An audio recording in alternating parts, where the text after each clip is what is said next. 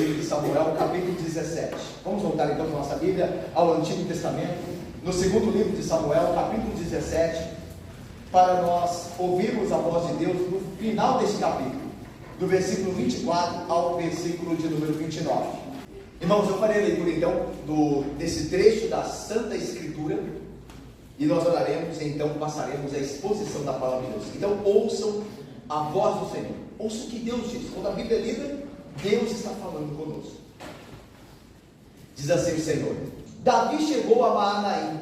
Absalão, tendo passado o Jordão com todos os homens de Israel, constituiu Amasa em lugar de Joabe, sobre o exército. Era Amasa filho de certo homem chamado Itra, o ismaelita, o qual se deitara com Abigail, filha de Naás, irmã de Zeruia, mãe de Joabe.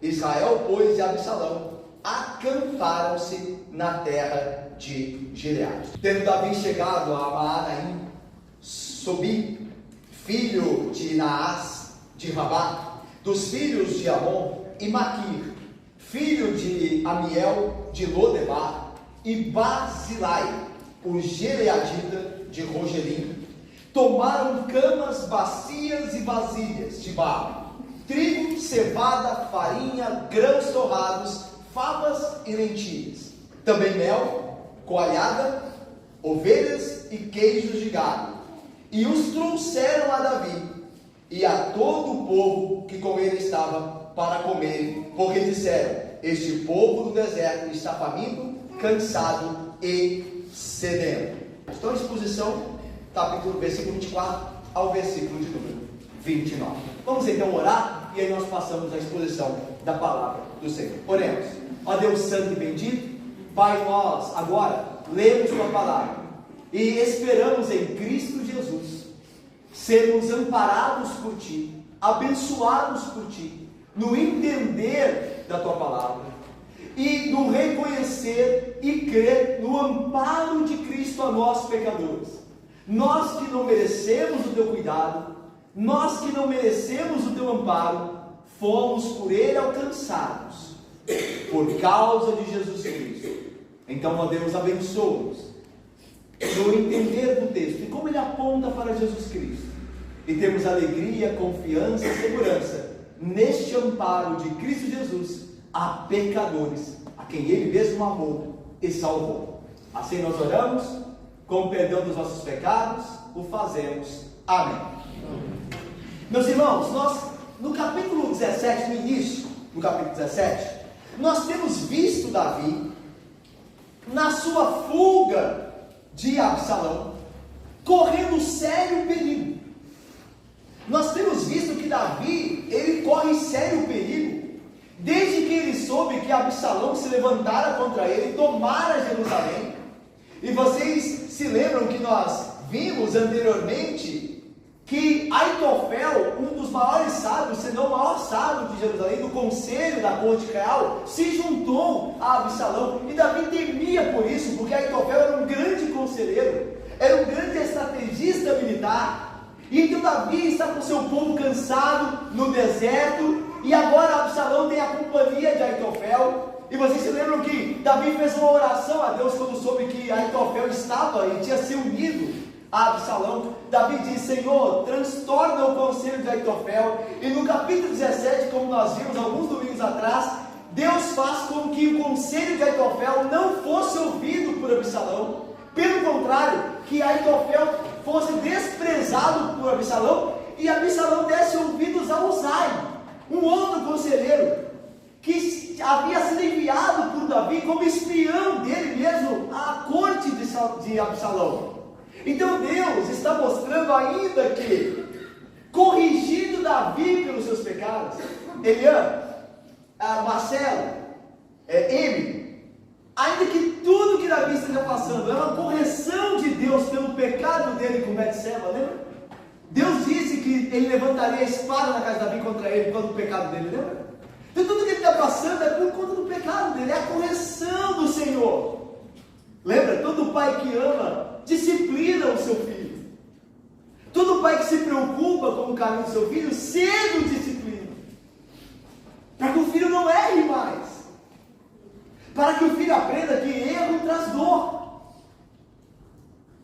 Quando a criança aprende que toda vez que ele desobedece, ele tem dor, ele tem perda, então ele começa a crescer com isso. Quando é adulto, ele vai lembrar dessas coisas. Se eu errar, será dor que virá a mim. Eu não quero. Daí então, cedo o pai disciplina a criança para que ela se aparte do caminho que pode levar à dor. Davi trata, Deus, melhor dizendo, trata assim seus filhos. E é como ele está tratando Davi. Ele está colocando dor sobre Davi, angústia, para que Davi nunca mais faça o que ele fez, que o conduziu àquele contexto e aquele perigo, aquela exposição. Mas agora vem o que é o ponto deste pequeno trecho que nós lemos, que é o ponto central. E qual é o ponto central desse texto que nós lemos? É que embora Deus esteja corrigindo Davi com a mão pesada dele por causa dos seus pecados, Mateus, Márcia e Renato, Daniel e seu Pedro, ao mesmo tempo Deus mostra graça, misericórdia, amparando de Davi no meio da perseguição de Absalão para com ele.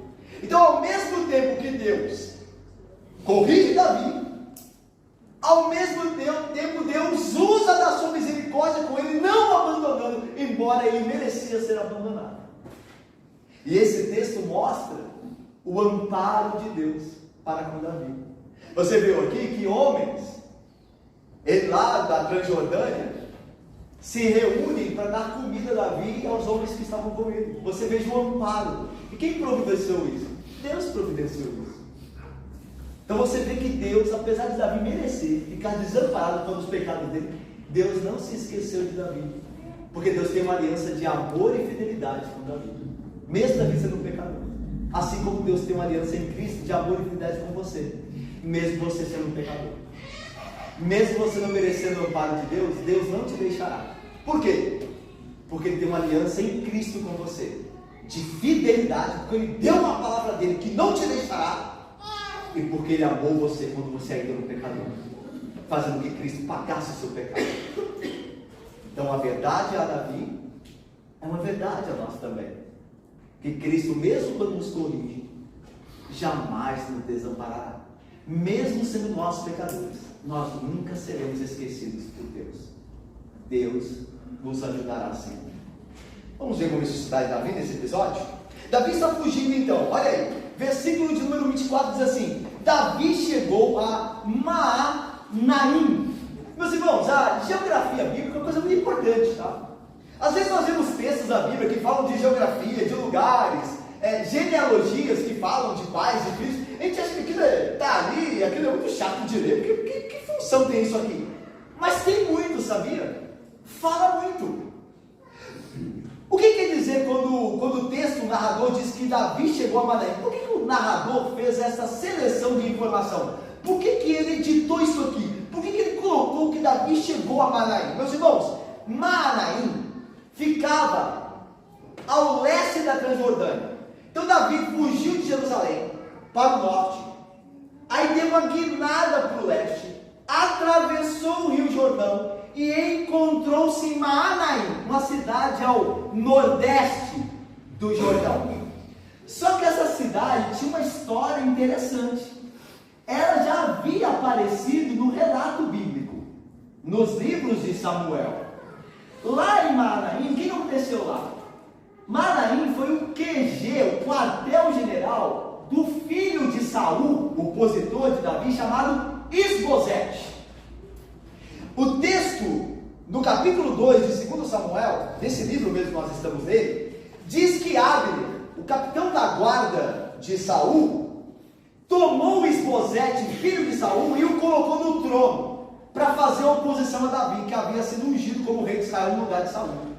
E o quartel-general de Isbosete, lembra que Davi entra, o sul entra na guerra do norte, lembra-se? A gente viu isso aqui já faz um tempo. E o quartel-general de Isbosete, que guerreava contra Davi, é justamente Maanaim. E agora Davi vai a Maanaim e faz de Maanaim o seu quartel-general, o seu QG. Daí o que nós vemos aqui? Aqui o autor dá testemunho do impacto impacto causado pela liderança fiel e amorosa de Davi para com Israel. A ideia é de que Davi não fez mal, pelo contrário, aos seus antigos inimigos israelitas. Israel enfrentou na época de Isboset uma guerra civil, Israel contra Israel, o sul contra o norte. Mas Davi, quando assumiu, não se vingou do norte. Ele procurou governar para todo Israel. E daí, então, quando ele chega em Manaim, ele é aceito ali. Eles dão abrigo a Davi, mesmo tendo Davi guerreado contra aquela região, quando Isboset estava no reino do norte. Isso aqui é poderoso. Mas não vamos falar disso mais à frente. O que é isso? Quais as implicações dos princípios bíblicos que aqui estão guardados? Vamos lá. Caminha comigo aqui. Olha só o que diz o versículo 24 no final. Absalão, agora o texto vai para Absalão. Absalão, tendo passado o Jordão com todos os homens de Israel, constituiu Amasa em lugar de Joabe sobre o seu exército, ou sobre o exército. Era Amasa filho de certo homem chamado Itra, o ismaelita, o qual se deitara com Abigail, filha de Naás, irmã de Zeruia, mãe de Joabe. Israel, pois, e Absalão acamparam-se na terra de Gileade. Então vamos aqui, irmãos. Lembra que Uzai havia dado o conselho a Absalão para ele não imediatamente ir ao encalço de Davi. Você lembram disso? Aitofel havia dito a Absalão o seguinte: vamos agora atrás de Davi, porque o pegaremos de surpresa. Aí Absalão diz: ok, vamos ouvir antes o conselho de Uzai. O que você diz, Uzai? E Uzai, que era o espião de Davi, disse assim: não, se você for agora, Davi estará armando algo para você. Seu pai é um guerreiro muito experiente. Você não vai pegá-lo de surpresa. Davi deve estar algum escondido em uma caverna. Quando você chegar lá de noite, ele vai sair em cima de você e vai destruir você. Ok? Então não faça isso. E Deus fez com que o coração de Absalão se inclinasse. Absalão era um covarde, lembra-se disso, né? Absalão não era um homem de guerra. Absalão matava as pessoas na covardia. Lembra como ele matou Aminon, né? Fingiu dar um jantar e matou o próprio irmão ali. Ele não era um homem do campo da guerra, do terreno da guerra, era um covarde. E a questão de protelar a ida, a batalha, pode ter feito, Deus pode ter usado isso, a personalidade de Absalão, para inclinar ao conselho de Uzai, dizendo: Uzai, vamos esperar um pouco mais, vamos chamar todo Israel, e quando todo Israel estiver contigo, tu vaza Davi e aí vai vencer. E ele esperou. Isso deu tempo a Davi chegar a Manaim, atravessar o Jordão e chegar a Manaim. Então veja como Deus está sendo bondoso com Davi, porque isso tudo é em prol de Davi. Ele segura Absalão por meio do conselho de Uzai, e Davi tem tempo de transpor o Jordão e chegar do outro lado, a Manaim. E aqui diz que então Absalão toma uma posição, preparando o seu exército para a batalha contra Davi. Ele constitui Amasa no lugar de Joabe sobre o exército. Irmãos, Amasa, segundo os historiadores, Amasa era alguém jovem. Por que a ideia de que ele era um jovem? Porque você não vê a pessoa de Amasa, no relato anterior. Você não vê. Se ele fosse um guerreiro experiente, você o veria. Você o veria antes do texto, mas ele aparece aqui do nada, para substituir Joabe, que havia ido com Davi. Então a ideia é de que o exército de Absalão não é um exército experiente. É o exército de alguém que não tem experiência, que não tem de fato a traquejo militar, estratégia militar, nunca foi provado. Quando Amasa aparece aqui, é porque ele não foi provado ainda. Então a ideia é que Davi tem vantagem sobre Absalão. Davi tem Joabe, que é alguém muito experiente em batalha. Mas este Amasa, como é a primeira vez que aparece no texto, a ideia é de que é alguém que não tem experiência. Mas Absalão tem que colocar alguém no lugar de Joabe. E ele só vê Amasa para fazer isso. Amasa, meus irmãos, era da família de Davi. Ele era primo de Joabe. Como diz o texto aqui. Olha aí o versículo de número 25. Vamos ler juntos? Leiamos. Constituiu a Amasa em lugar sobre o exército. Era Amasa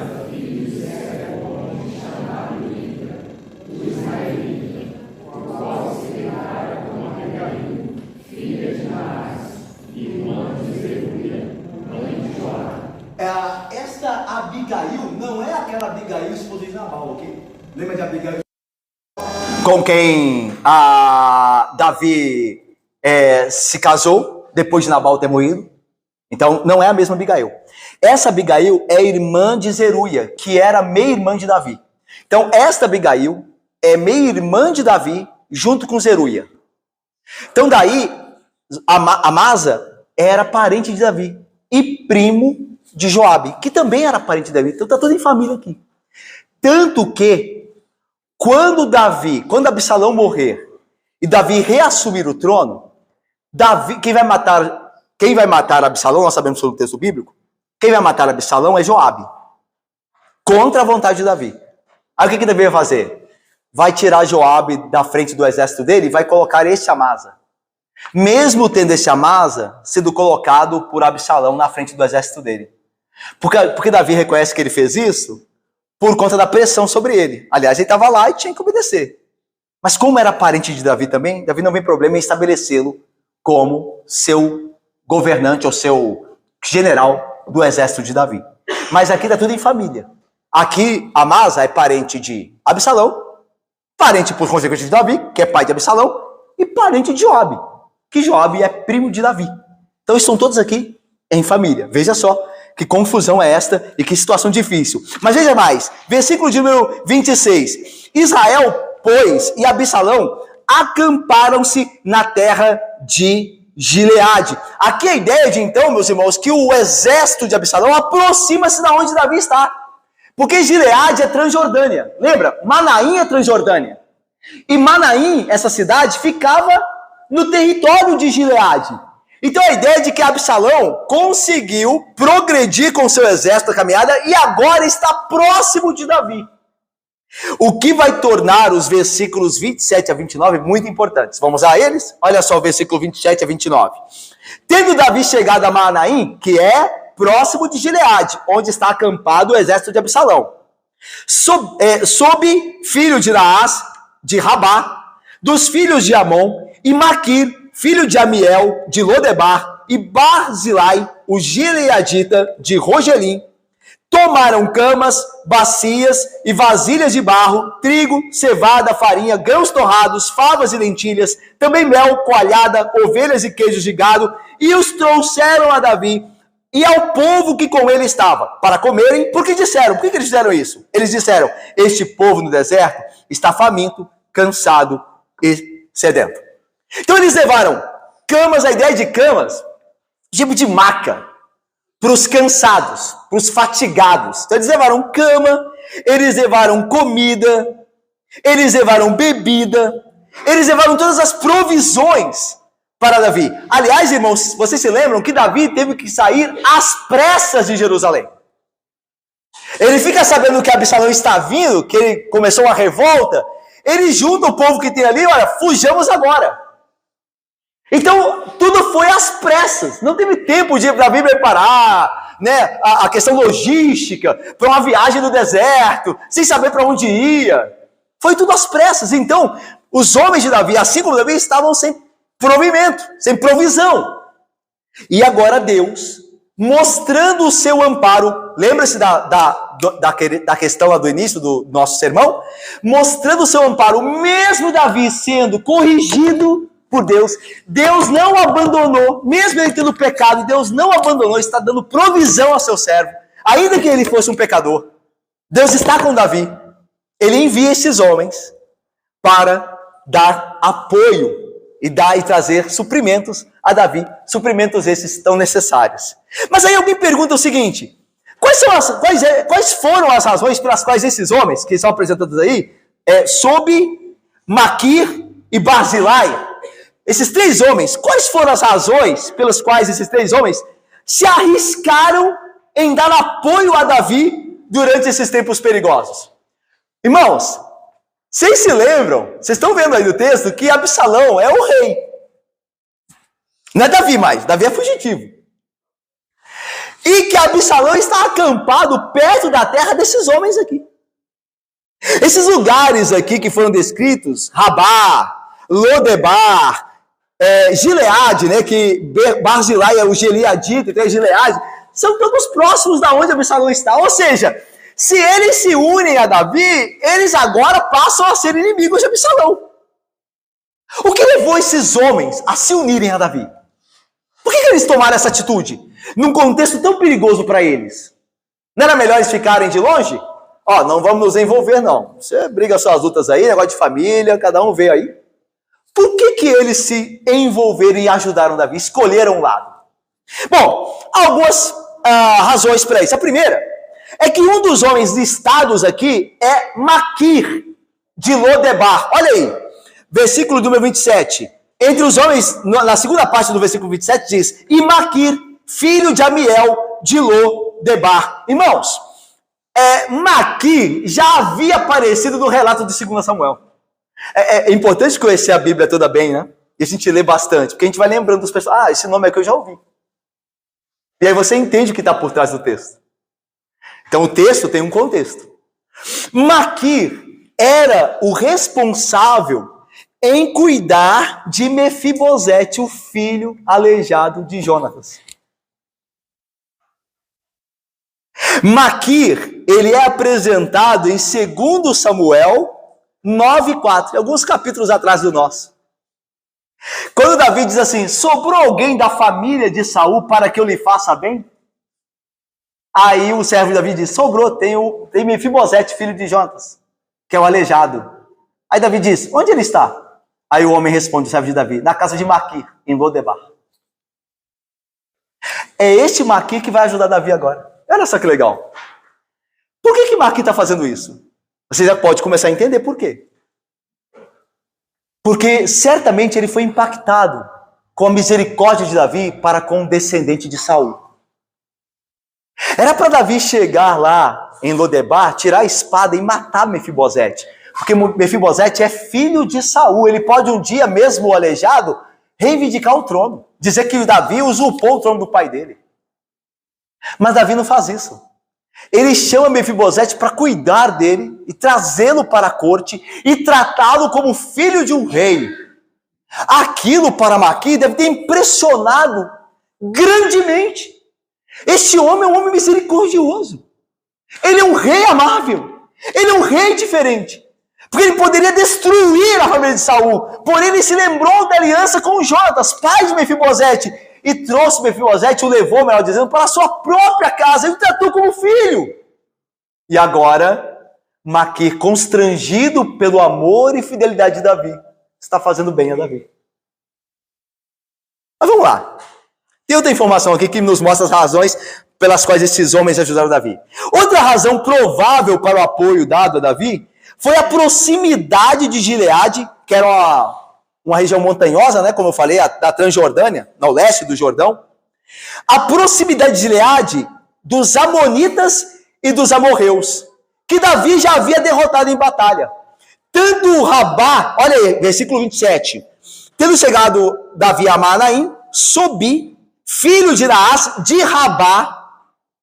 Rabá era a antiga capital amonita, conquistada por Davi. Provavelmente Davi tinha colocado Naás como regente dessa cidade. E o seu filho, Sobi, passou a ser o senhor dessa cidade depois da conquista de Davi.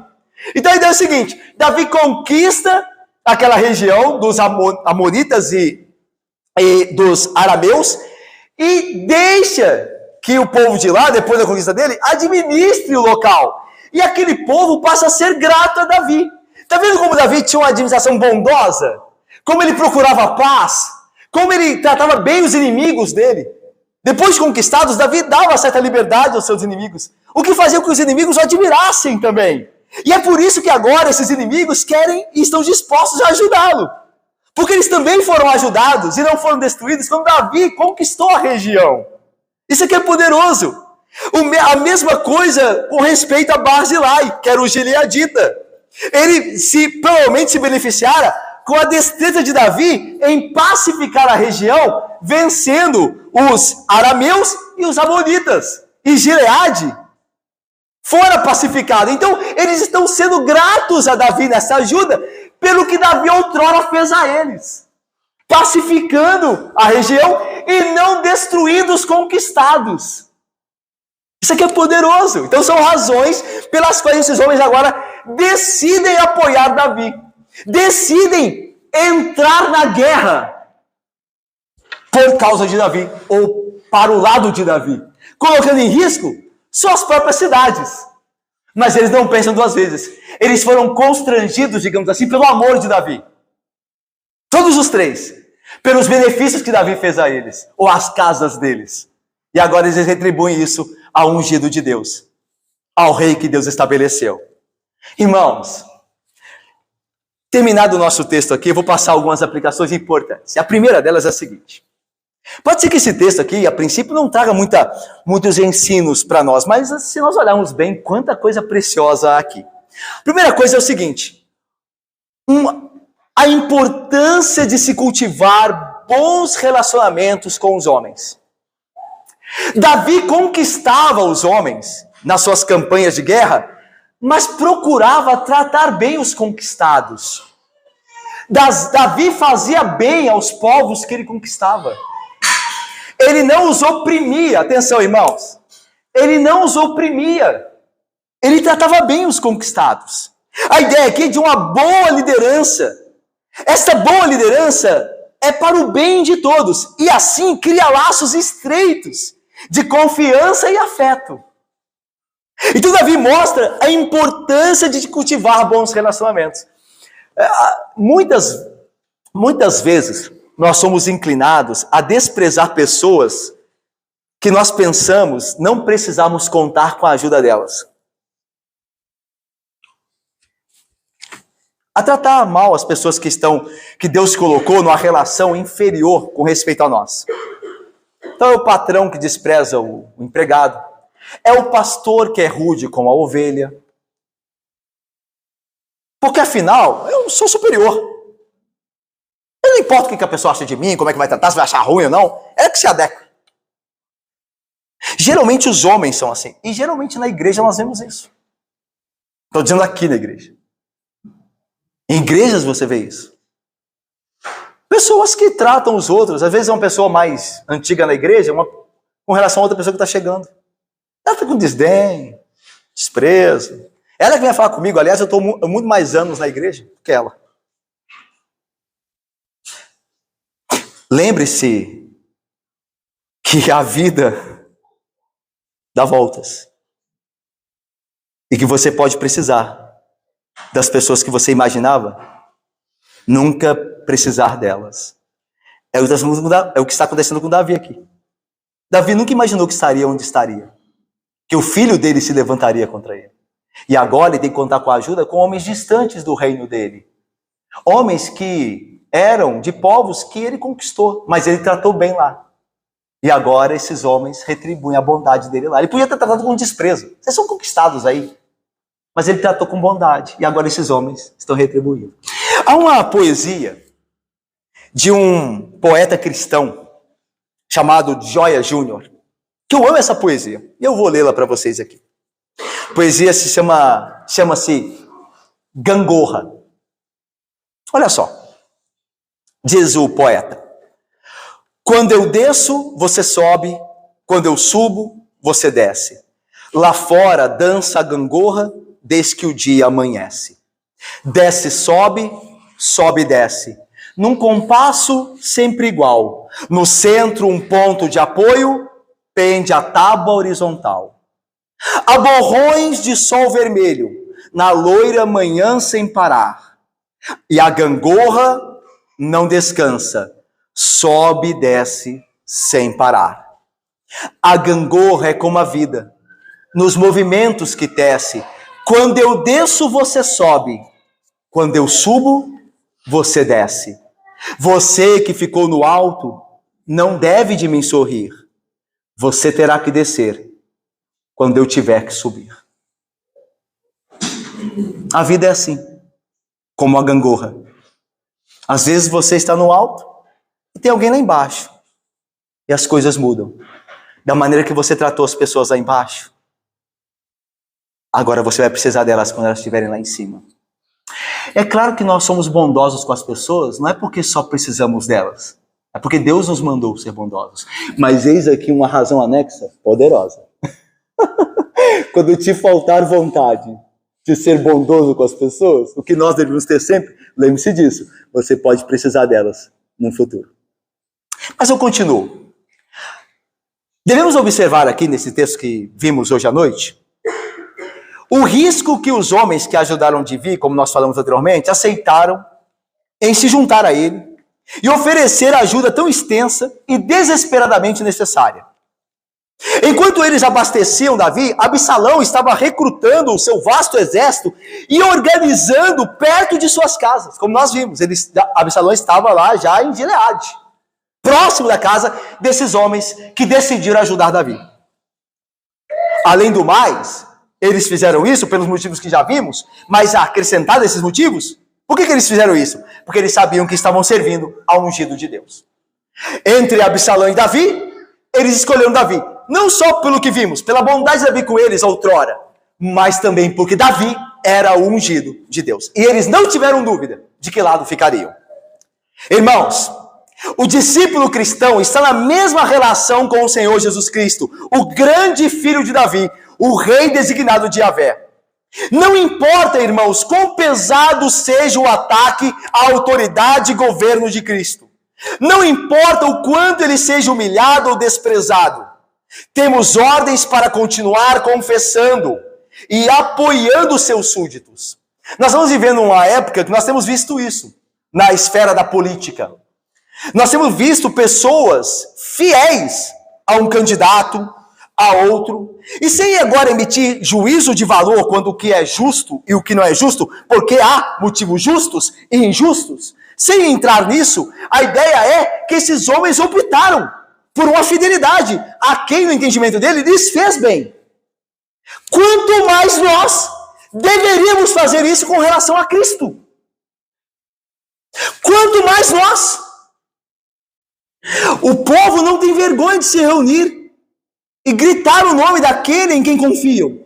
Mas nós temos medo e vergonha de falarmos que somos crentes. Nós fazemos para que ninguém veja, para que ninguém saiba. Certamente há um comportamento não agradável diante de Deus. Meus irmãos, nós devemos sim escolher o lado de Cristo, escolher o lado dos seus súditos, assim como aqueles homens escolheram a Davi. Aliás, não foi só esses homens que escolheram a Cristo Jesus. Moisés fez isso. O escritor aos Hebreus diz assim: pela fé, Moisés, quando já feito homem, recusou ser chamado filho da filha de Faraó, preferindo ser maltratado junto com o povo de Deus, a usufruir prazeres transitórios do pecado. Por que ele fez isso? Porquanto considerou a própria humilhação de Cristo por maiores riquezas do que os tesouros do Egito, porque contemplava o galardão. Pela fé, Moisés abandonou o Egito, não ficando amedrontado com a cólera do rei que veio sobre ele. Antes, permaneceu firme como quem vê aquele que é invisível. Pela fé, ele celebrou a Páscoa e o derramamento do sangue, para que o exterminador não tocasse nos primogênitos dos israelitas. Pela fé, atravessaram o Mar Vermelho como por terra seca, tentando os egípcios, foram tragados de todo. Moisés se identificou com o seu povo. O texto dos Hebreus diz que ele não julgou como vergonha a humilhação de Cristo, porque a ideia é, assim como Cristo se humilhou por nós, assim como Cristo tomou a nossa natureza, assim também nós tomamos a vergonha do povo de Deus, como Deus tomou as nossas vergonhas em Cristo. Nós também tomamos a zombaria, o desprezo e nos unimos ao povo de Deus, porque nós consideramos essas coisas como nada perto do galardão, perto do que nos está preparado. E esta é a ideia. É só assim. Os homens que ajudaram Davi naquele dia entenderam isso. Entenderam que estavam ajudando aqueles que lhe tinham sido amável, e que de fato era ungido de Deus. Deus estava com ele. O que Absalão não entendeu, aqueles homens entenderam. Deus tem colocado Davi como seu ungido, e nós queremos estar com o ungido de Deus, ainda que isso nos traga perseguição, ainda que nos traga extermínio da parte de Absalão, nós já temos lado, é o lado do ungido do Senhor. E assim nós devemos ser com relação a Cristo. Mesmo que venha a zombaria, mesmo que venha a perseguição, mesmo que venha a opressão, nós ficamos ao lado de Cristo. E não se enganem, irmãos, o tempo que nós estamos vivendo é um tempo que, de fato, no horizonte, nos já faz ver opressão sobre a fé que nós professamos. Vocês estão vendo aí por não só menos pessoas sendo caçadas por as suas posições. Você acha que isso não chegará em nós? Se você acha mesmo que isso não chegará em nós, que nós uma hora vamos ter que escolher entre o opróbrio de Cristo e a tranquilidade neste mundo, do jeito que as coisas estão, as pessoas sendo caçadas por suas opiniões. Você acha mesmo que a igreja vai ficar de fora disso? Que eles vão poupar a igreja? Mas vamos mais. Temos mais uma aplicação. Refletindo sobre a provisão feita para Davi e seus seguidores, lembramos das promessas de Deus de cuidar do seu povo em todos os momentos. Olha o que Davi escreveu no Salmo. Olha só, irmão. Acompanhe comigo aqui, eu vou ler para vocês. Davi diz assim: fui jovem e agora sou velho, mas nunca vi o justo desamparado, nem seus filhos mendigando pão. Talvez Davi estivesse escrevendo daquilo que ele passou naquele dia, em Maanaim. Talvez nas suas memórias da velhice, ele se lembrasse daquele dia e ele escreveu: olha, eu já fui jovem, mas agora eu sou velho. Mas uma coisa eu nunca vi. Eu nunca vi o justo ser desamparado. Eu me lembro do dia que Deus me sustentou, lá em Maanaim, quando eu não esperava, não tinha o que comer. E ele, através daqueles homens, me trouxe provisão. Eu nunca vi o justo ser desamparado, nem os filhos dele mendigarem o pão. Que maravilha, não? Jesus mostrou a seus discípulos como Deus alimenta as aves do céu, lembrando-nos da sua maior provisão para a necessidade dos seus filhos. Olha o que Jesus diz: não, as aves do céu não semeiam, não ceifam, nem ajuntam em celeiros, mas vosso Pai Celestial os alimenta. Você não tem mais valor do que aves? É claro que você tem. Porque Deus lhe amou, mesmo um pecador. E se Deus cuida das aves e dos lírios, não cuidará daqueles a quem amou em Cristo, daqueles por quem deu o próprio Filho? Certo que Ele cuidará. Visto assim, irmãos, que o Senhor anexou grandes promessas ao seu povo, e a causa do seu evangelho no mundo, nós crentes podemos ter certeza que a igreja nunca carecerá de recursos necessários para prevalecer neste mundo. Deus cuidará da igreja. Eu volto novamente ao contexto que estamos passando. O que será da igreja? Será perseguida? Pode ser que seja ajudada? Nós não sabemos. Deus usou os piores dos ímpios da história da igreja para ajudar o povo dele, porque Deus faz o que quiser. Deus, assim como os ribeiros de água, assim é o coração do rei na mão do Senhor. Ele inclina onde quer. Mas pode ser que não, pode ser que sejamos perseguidos. Mas Deus não deixará de dar recursos para o nosso triunfo aqui agora e por fim eternamente. E o recurso mais importante, o principal deles, é o derramamento do seu Espírito para que nós tenhamos força e fé para dar o testemunho necessário no meio da provação. Deus nos guardará, Ele nos fortalecerá em seu Espírito. Quando Ele disse aos seus discípulos, quando estava para ser assunto aos céus, Ele disse: não temais, quando eu vos enviar na presença de reis e autoridades, o Espírito Santo vos fará ter coragem e vos colocará em vossa boca aquilo que vocês deverão falar. Vocês não precisam temer. Eu sustentarei vocês, disse Cristo. A igreja é como Israel no deserto, é como Davi naquele dia, é como Davi na sua fuga. Deus fornecendo diariamente aquilo que é necessário para amparar o seu povo pecador, sim, o seu povo difícil de entender, como nós somos, mas Deus jamais nos desamparará. Deus estará conosco, como esteve com Israel, mesmo Israel sendo um povo de dura serviço, Deus foi fiel à sua aliança. Mesmo Davi tendo pecado e merecido a correção, Deus não o desamparou, assim como nós também, pecadores. Deus não nos desamparará, Deus estará conosco. Mas aí eu termino dizendo que para que Davi, o pecador Davi, e nós, pecadores como ele, Davi tivesse e nós tenhamos provisão da parte de Deus para que isso aconteça conosco, como aconteceu com Davi. O filho maior de Davi teve que ser abandonado. Então percebam, para que nós pecadores tivéssemos provisão da parte de Deus, o amparo de Deus, embora não mereçamos, mas para que nós tivéssemos esse amparo, o Filho de Deus teve que ser abandonado.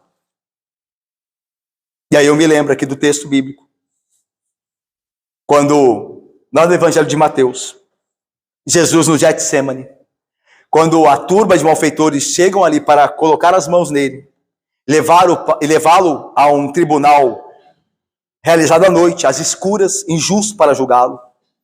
O texto de Mateus diz assim: tudo isso, porém, aconteceu para que se cumprissem as escrituras dos profetas. E aí Mateus acrescenta: então os discípulos todos, deixando a Jesus, fugiram. Jesus foi abandonado por todos os seus discípulos. Davi foi amparado, o pecador Davi. O justo Jesus foi abandonado. Davi recebeu alimento. Veio no texto? Jesus na cruz, diz João, o Evangelho de João. Depois, vendo Jesus que tudo estava consumado para se cumprir a Escritura, disse: tenho sede. E no lugar de água lhe deram vinagre. Lembram-se? Ele foi desamparado. Ele não teve ajuda. Tanto que lembram-se o que ele gritou na cruz? Deus meu, por que me desamparaste? Para que Deus cuidasse de nós, irmãos, que não merecemos o cuidado dele. O filho dele foi desamparado no nosso lugar. O filho dele foi abandonado para que você e eu pudéssemos ser amparados. Cristo Jesus, que foi abandonado na cruz para que nós fôssemos amparados por Deus, nele, em Cristo, desse mesmo Cristo, nós temos segurança plena na provisão amorosa do nosso Deus. Nós somos amados em Cristo Jesus. Ele levou a nossa culpa. Ele foi desamparado para que nós fôssemos ajudados por Deus e amparados pelo nosso Senhor. Portanto, irmãos, quanto nós devemos a Cristo e quanto o amor dele nos constrange. Lembra que o amor de Davi um pecador, o amor de Davi, o pecador, por aqueles homens, constrangeu-os ao ponto de tomarem lado de Davi e ajudarem a Davi. Quanto mais nós devemos tomar o lado de Cristo e sermos fiéis a Ele, que é incomparável a Davi. O Cristo que é incomparável a Davi.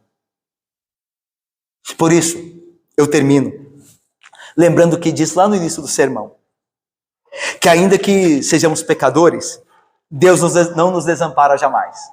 Porque Cristo foi desamparado em nosso lugar. Em Cristo, a justiça foi feita.